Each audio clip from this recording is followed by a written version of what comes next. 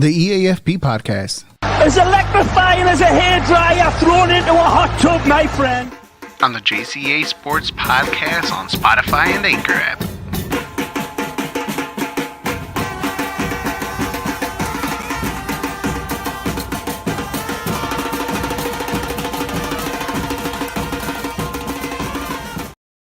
Hey, what's up, everybody? I almost lost track of time there. Welcome back to the E.A.F.P podcast here on Facebook, YouTube, Twitter, and the John Konavi and the Star 6 Media Productions app, social media, sorry. Make sure you guys follow us on all our social media platforms, on Facebook, on YouTube, on Twitter, on Twitch, Instagram, and TikTok. John Konavi, Star 6 Media, all of the above. And make sure you also hit the little bell next to our Facebook pages on John Konavi or the Star 6 Media, just to get notified when my not only my soccer podcast, but all the other podcasts too as well that we have on our media production crew in upcoming future. So yeah, we're only getting bigger here, and we're only getting better from here on out. So yeah, and that I'm a little under the weather, I'm not gonna lie, but I came to do this for you guys too as well. So let me just bear with me for a little bit for today's episode, just for today. So we when I'm here, we're talking about the semifinal game today that happened between France and Morocco. It was a very entertaining game. Let's be honest. Morocco had a very great. They had a good game. I mean, they pushed France to probably to the maximum limit that I think they could put France into, and they almost got a goal out of it too as well. But too much France, too much France. Today, it was just you could just easily tell, like, the moments every 5 minutes into the game, France scored the goal, and I think that was the goal that I really did think that France needed to score. They needed to score an early one in this game, because even when leading up into the game, watching the pre games and listening to the national anthems on both squads, you could just tell it was just a heavily populated Morocco fan base in that one in that stadium, and France to, I guess, to take off the pressure, to suck the air out a little bit out of that stadium, and maybe not crush the dreams of all Morocco fans and Morocco in itself, but just to get themselves to play comfortably. They needed to score within the first 10 minutes of that game, 15 for sure. I think if they were 0-0 for a period amount of time, I don't think we would have seen a totally completed game, and I will stand on that. France, that first goal was as scrappy as you can probably get a goal, but it was a goal that was well worth it at the end of the day. It was a goal that France really needed. It was a goal that France really needed to score. And honestly, you just tell that even though that they look comfortable on the ball, or they look comfortable playing too as well, Morocco just did their part too in defending, and doing their part in how they came to this World Cup and how they played throughout this whole entire tournament. I mean, like I said yesterday's episode, that Morocco only got scored on once throughout this whole entire tournament, and it was an own goal at that. So this was the first time they actually got scored on by an opponent in in this tournament, which is amazing. It was miraculous. It's just an amazing story. And I have a question for you guys for later on in this episode, to see what you guys think. Make sure you could also join me on the link too as well. I'm gonna put the link up here so we can talk about the World Cup. We can talk about everything else. I know I have a question on here that I will read in a little bit. Let me just set up, because just doing this show, I got to do a lot of production by myself, and I got to do a lot of putting places where they be. So it's all right. I enjoy it. This is fun. This is what I want to do. So we'll get right into it. So yeah, today, like I said, the France beats Morocco 2-0. I want to know what you guys think about today's game. I want to know how you guys feel about Morocco, their story, their success. I will get into a little bit of the final prediction too as well. Um, this was just a game to where we could see the better team come overcoming a pressure situation, like I mentioned before in France, and they did an amazing job. Morocco, like I said, they had opportunities. I mean, from the Chilena to, I mean, even down to the last minute. I think it was the last minute. Was it the last minute? I think it was the last minute, or with like 2 minutes left before the game ended. Like they were just on just about to score. They needed. I mean, I think that's what this game kind of needed, because it was perfectly. It was a game that you could perfectly say that if Morocco would have scored, and my girlfriend here, she was like, you know what, I know France was a good team, and I know this and that, but I kind of wanted Morocco to score, and I think uh, that would have probably been a good game too as well. At least it made it a little bit interesting, right? It being 2-0 doesn't really mean it was a boring 2-0 or it was an overpowering 2-0. It was nothing like that. It was just a 2-0 where the team was better. Um, in today's aspects of the game, Morocco should. I mean, yes, you're right. Morocco should have scored one, and just to put it a little bit interesting. But they made it interesting throughout the whole 90 plus minutes throughout this game. Congratulations to them, and I forgot my banner. Congratulations to them making it this far, becoming the first African Middle Eastern team to make it into a semifinal. I know that was a big thing, history made and everything like that. So it was it was fun to see them. I think everybody got captivated. Wow, like I said, give me a chance here, man. I'm feeling under the weather. Um, it was, how should I say this? How should I say this? How should I say this? This team? I think it won everybody's heart probably after the Spain game, if I want to say that, after them eliminating them in penalties. Obviously they came out of a very tough group that had Croatia, that had Belgium, that had Canada. I mean, they beat Portugal. I mean, hell, they put up a fight against France. Like this team just won everybody over, and it was just the darlings of the World Cup, and rightfully so. And I did enjoy watching the Morocco game. I did enjoy watching today's game, from start to finish. And maybe here and there I missed on a few minutes. I'm not gonna lie, you know, having a having a little one is is hard work, but I did what I managed, what I can see. But at least I get to see the both goals. Like I said, Theo Hernandez with the first one in the 5th minute. Manani with the second one in the 79th, which was not a scrappy goal, but a great play set up by the team from Turan, from Mbappe, getting off that shot, and then he was just Manani was just at the right place at the right time. Let's get into the comments. I know I have a few comments in here too as well. Let me go. Here it is. Here's the first one. Uh, I Jinja Ninja. Uh, what do you think with the U.S. and soccer? Are all of our best athletes just playing other sports, or what? Or is Europe and South America that much better than the rest of the world? Okay, so it's a good question. This also goes based back on history too, as well. If the United States of America still kept playing after their historical defeat against England in 1930 and one of the World Cups, I think it was 1938, something along those lines, I do want to say that if they would have kept that history going, or kept continue playing from that World Cup on, I think we would have probably been in a different position on what sport. I think we would have probably been we're close to the whole entire world, and making this game of soccer, game of football, just the number one sport in the country. Um, it was a big hiatus between the 30s all the way up to what, the 70s, I believe it was, with the inauguration of the Chicago Sting and uh, and their league too as well, before the MLS came in the mid 90s.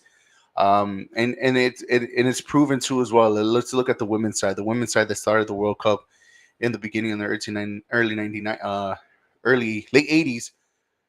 They continued that project on and continue to grow with the sport. That's why they have the most World Cup wins in the women's side of soccer. So if again, it's a different. It would have been different if they still continued, right, from the 30s on. Obviously, the game was still global at that time, and like I said, it just kept getting bigger and bigger and growing and growing, and the rest of the world just kept growing along with it. Not only just the South American, which was obviously the first World Cup played in Uruguay. They were a step ahead. Europe came across, and they kept playing in the game since the late 1800s. So yes, wildly popularly as this sport has been growing across the world and has been playing for hundreds and hundreds of, for a couple of decades, close to 100 years and whatnot. That's the downfall of the United States. Or do the best athletes play the game of soccer? No, they don't. We, the United States, they. I'm not saying they got lucky, but they are blessed to have players like a Christian Pulisic who grew overseas and played overseas, Gio Reyna who played overseas, and most of the other players too, Serginho Dest, just to name a few, who learn their style of playing across Europe. Um, and this was a plan of Jurgen Klinsmann 12 years ago. Jurgen Klinsmann, this is what he wanted. He wanted the best players in the American Federation to go across Europe and play in the biggest competition. I mean, Serginho Dest, who started in Ajax, went to Barcelona, now is in AC Milan. Christian Pulisic, when Borussia Dortmund came up from the ranks, now is in Chelsea. Um, who else did I say? Gio Reyna, Borussia Dortmund. And then you still got other players like Pepe, who came from the MLS, who's across Europe too as well. Pittsburgh, who's in Young Boys in Switzerland. Just to name a few. Tyler Adams and Harrison in England with Leeds. Again, it's not top competition like what Sergio and Pulisic and Gio are getting and playing Champions League, because that's also one of the stigmas that Jurgen Klinsmann wanted to as well. But the best players that the United States men's national team out, even to McKinney playing in Juventus, that's where they needed these best players, their best players, to go. So yeah, the United States is behind the eight ball when it comes to their best athletes playing the best sport, because the best athletes here play football or basketball, American football. So they get what they can get from the crop to send out or to play soccer in the sport across Europe. He also says, I don't know enough about the pitch to join the stream. I would love to win, get some American football. Still love the content. Invite me on the next football stream, bros. We got you, man. We got another one. We got the JCA Sports Podcast coming up later on tonight, too, at 8 o'clock, as we go around all the National Football League, all the national sports, and dabble in a little locally here in Chicago, too, as well, as we also give you the best bets for the week. So make sure you guys tune in. Make sure you guys follow us. Tune in at 8 o'clock to talk about that. He said, how about Messi being the oldest to score 5 in the World Cup? He's a beast. Last podcast, so I think we had or yesterday's podcast, he said that the debate over between who's the GOAT between Messi and Cristiano Ronaldo. I mean, Messi already played in 2 World Cup finals. Cristiano Ronaldo, I think the furthest he made was a semifinal, if I'm not mistaken. So Messi's on the verge of trying to win that World Cup title, and there's a lot of people who have their own different opinions how it's rigged and it's corrupt and it's for Messi to win the World Cup and yada yada yada. I mean, that's it. I love a good conspiracy theory. Like I said yesterday, I'm saying this again. It is a. I love a good conspiracy theory, but I don't want to take away what we see on the pitch. And what I see on the pitch is a team that that is just giving everything their all and trying to make what the goal is, and that's make it to a final. There's a lot of teams that have a lot of countries that had different goals. Some is to get out of the group stage. Some, like Mexico, is just to reach to the fifth game. Um, Teams like Brazil, Argentina, France, all those make it to the final and win it. They're the pressure situations on different situations. So, excuse me. So yeah, it is. I don't want to take away from the pitch. I mean, yes, there's been some questionable refereeing, especially one the Netherlands game against Argentina, but that's a whole nother story for another. I mean, he sucked for both sides, but we covered that yesterday. And it hasn't been good. Well, at least I can say about this though, and I will say this, and I am proud to say this. At least Mexico got into the semifinal, right? The ref today between France and Morocco was a Mexican referee, so if there's anything to be happy, I guess we did see a Mexican in the semifinal today, in this World Cup, and that was the ref. So I mean, good job to him. I think he did a okay job of officiating the game today. So yeah, you guys are watching the E.A.F.P podcast here. I got the highlights going on right here next to me to my left on my television of the game of today. Um, you guys are listening to and watching the E.A.F.P podcast here on Facebook, YouTube, Twitter, Tip. Guys, make sure you subscribe to all our social media platforms, not only just on Facebook, on the Star 6 Media and the John Gonavi Facebook page, but also on our other social media platforms: Instagram, TikTok, YouTube, Twitter, and Twitch. He goes and say my daughter and I were at the Montana Mike Steakhouse watching the game when Ronaldo scored the header. She knew who he was. She's 8. I mean, same. My daughter's 10, and she knows some of the players. I guess the big name players, right? Messi's, the Neymars, the Ronaldo's, the Mbappe's. And at least it's the kids are seeing it nowadays. Bring bring back in the 1930s arm presser. You should. I mean, hey, I know a thing or two about a thing or two in all sports. I feel like well, not well knowledged, but again, I know a thing or two. So um, let me see. I mean, he's going in the comments strong. He said, "Man, that's crazy. Women didn't get a chance to play around 150 years after men. That's awesome." Yeah. So that's the reason why. Um, the women's sports even today, they're still fighting to get the recognition that the sport deserves. Uh, and I know there was a story out today. One of the girls from the Arsenal lady says she didn't feel appreciated um, with the Ballon d'Or this week. She's a Dutch player. I forgot. I gotta look for it on my phone. I'll look for it a little later. But yeah, uh, who was younger?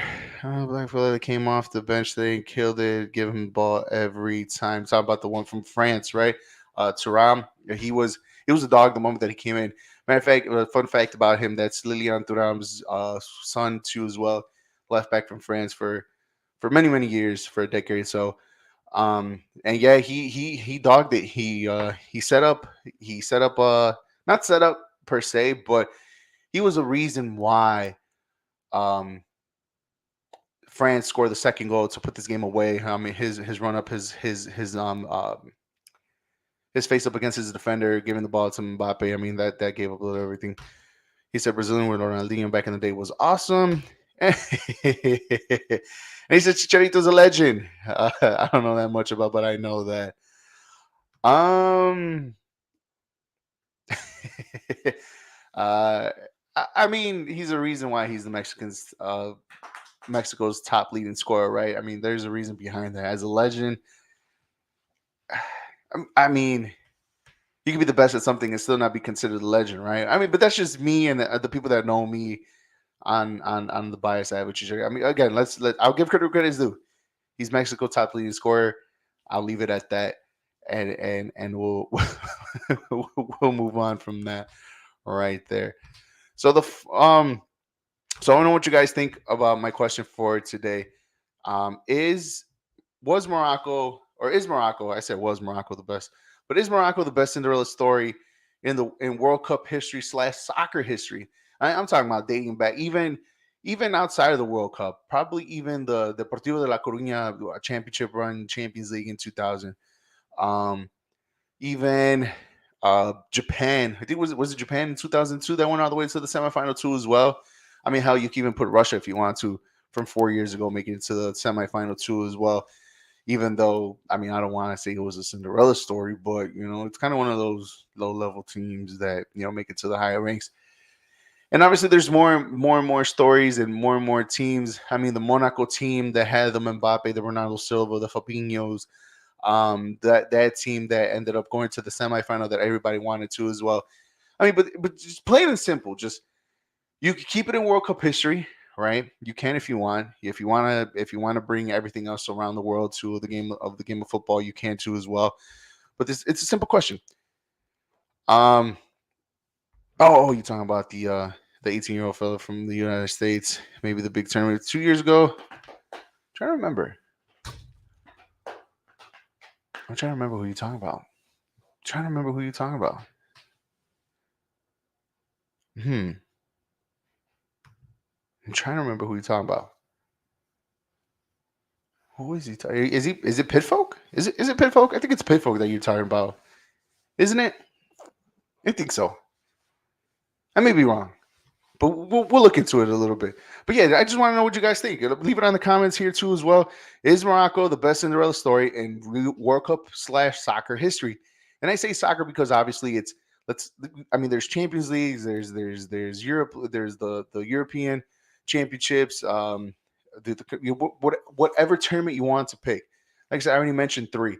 I mean, the Monaco team, obviously, probably even the Ajax team that they ended up losing in the semifinal against Tottenham, the Deportivo de la Coruña team that won back in 2000. Like I said, Japan, was it Japan in 2002? I want to say it was Japan in 2002 when they hosted the World Cup too, heading that far into a semifinal too. I just want to know what you guys think, because I felt from the moment that they topped this group, I feel like a lot of people just gravitated to them just a little bit. I mean, there was Japan that ended up coming back against Germany, so they took the attention away from Morocco up until they got eliminated in the round of 16. So that was that. So it was a little sprinkled here. So the moment that Japan got out of the tournament, it all came to the attention to Morocco, and then the 1-0 defeat, or the 1-0 victory that they got against Portugal, kind of brought everybody else into it. Um, so this team, like I said, this team, even leading up to today's game, it just kind of felt like France needed to do some big response to knock the air out of this team, because it just felt like Morocco, if they had the confidence growing, if they still continue playing the way they play, and not get scored on and find a way. Imagine if they scored first, this game would have been turned on its head quickly. And I do believe that even though they didn't make it to the final, I mean, obviously, if the Cinderella story would have continued, right, it would have gone all the way to the final. But even though they didn't get to the final, they at least accomplished something that's never been done before.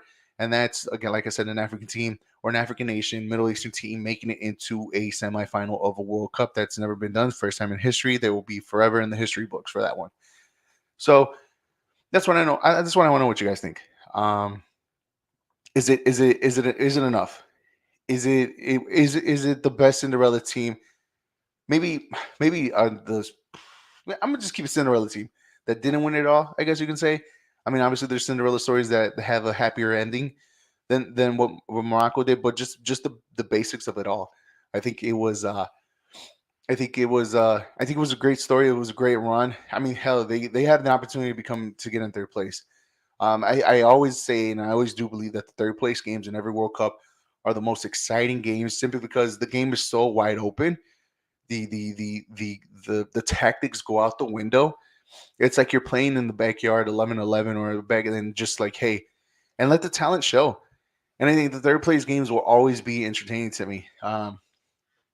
So I do believe they have a shot. I don't know what kind of Croatian team we'll get. I mean, I know we're probably not going to see Modric. If we do, probably for a half. I think we're just going to see a whole different rotation. I think Morocco, if they really want to and take this game serious, simply because like the teams that play the third place game kind of put in the whole reserves and stuff like that, so we don't get enough flair of it. But it's a little bit more exciting than usual. I think about the last 20 minutes or so, if the game is still tied, or or something like that, where the teams kind of want to put it their players just to give them their all.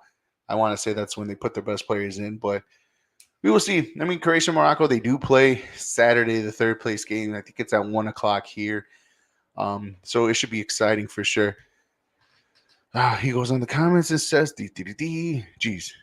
He said he doesn't know. I have to Google it too. Yeah, me too. But I'm hosting it right now, and I can't. I don't want to be like on doing the podcast on the show just on my phone and dead silence.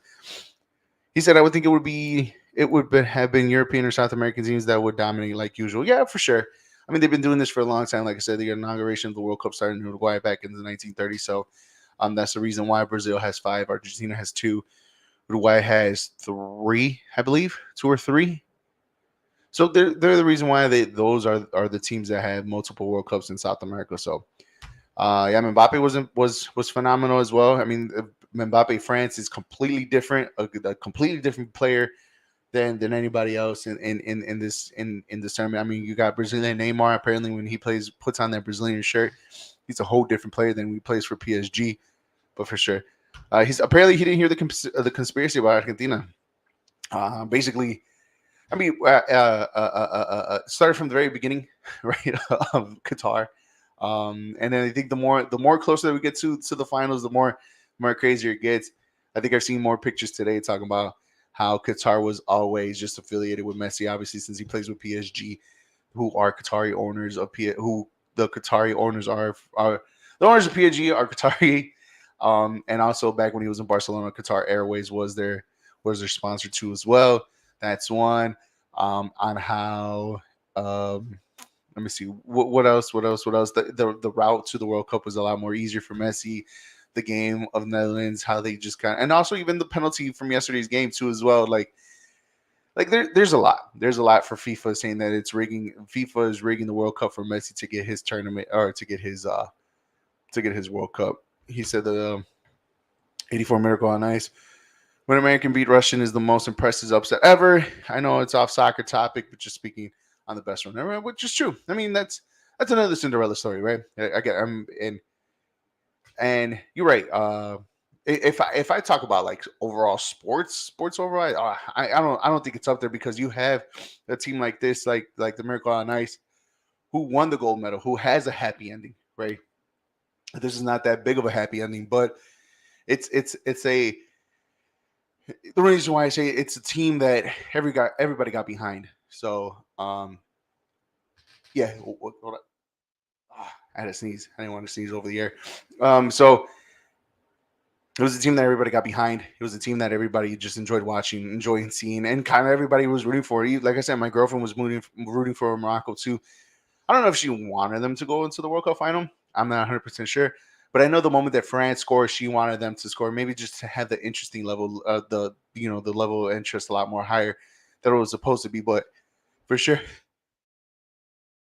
that happened again. I hate that feeling. He said Neymar acts like he's dead anytime someone gets close to him. It makes him makes him not like. I mean, hey, that's the stigma for most of the South American players too, as well, across the world too. That these Central South American players do flop a lot, and that's the stigma that they have.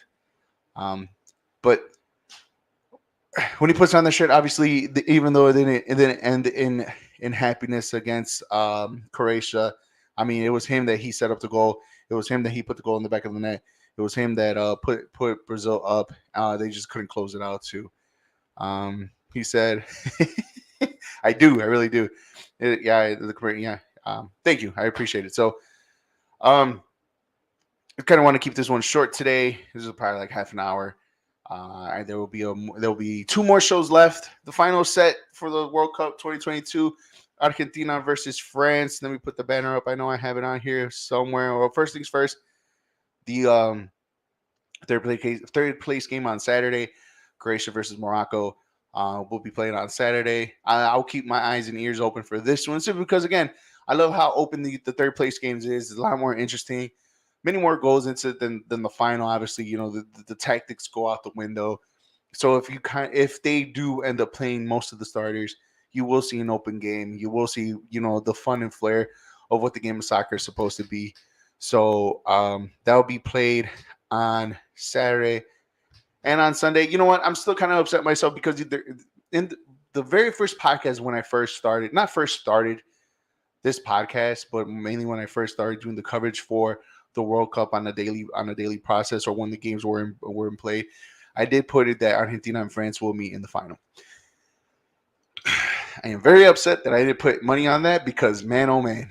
I mean, it was destined, right? I think that was probably the most popular. I wouldn't want a lot of money, but still, it was still money in my back pocket that I should have thrown in there anyway, and that's my fault on that part too as well. But I did put it down on Argentina, France in the final.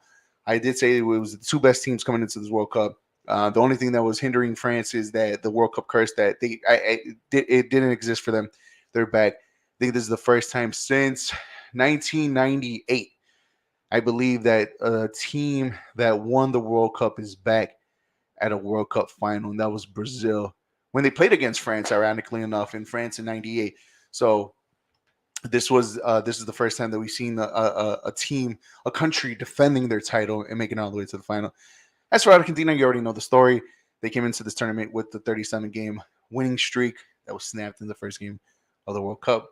But after that game, Argentina just turn up the intensity and know that they had a mission and the mission is about to be complete. 90 plus more minutes, maybe 120 plus on Sunday as we have France versus Argentina in the final.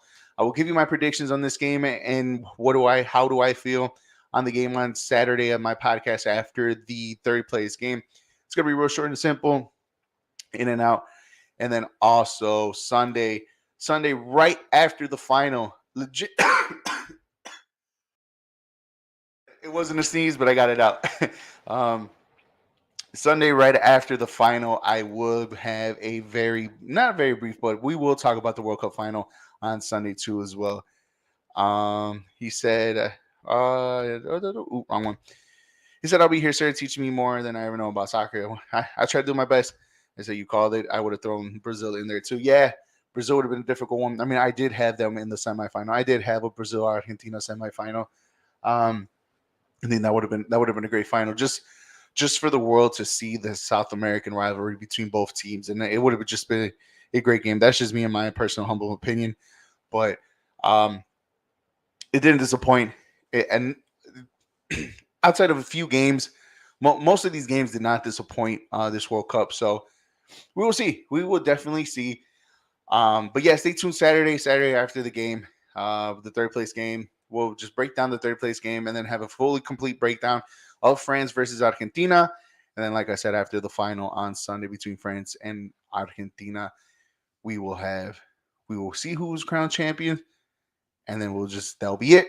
Then the E.A.F.P podcast will be back on once all the leagues start back up and running on a weekly basis instead of a daily basis, I guess you can say. So I will see you guys on Saturday. I'd like to thank Ginger Ninja to join me on the show today and being very strong in the comments too. So, like always, guys, just make sure you guys hit the little bell on the John Conabi or the Star 6 Media Facebook page just to get notified when all our podcasts are live.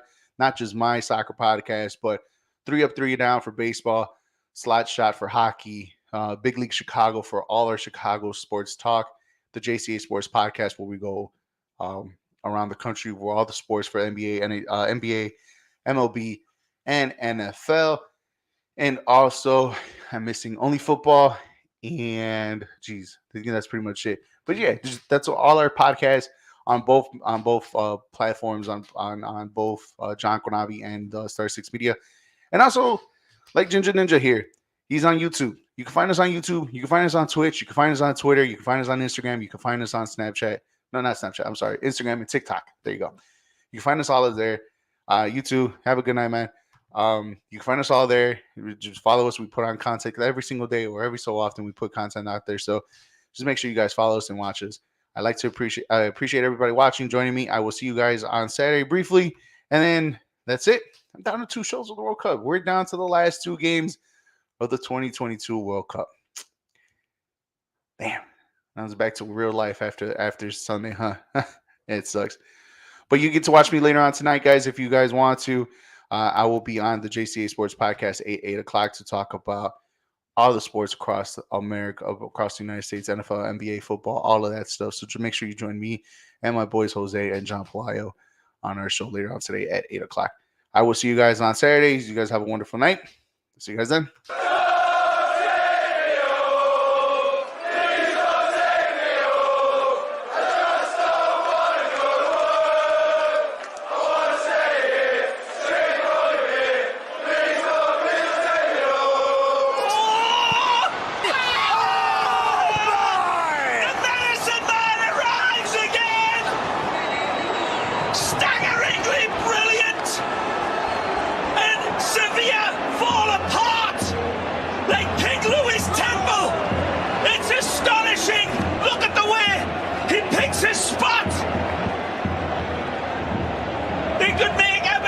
Scrooge smile with the quality of his goal. See you later. Oh. Yes. Yes. He's intolerable.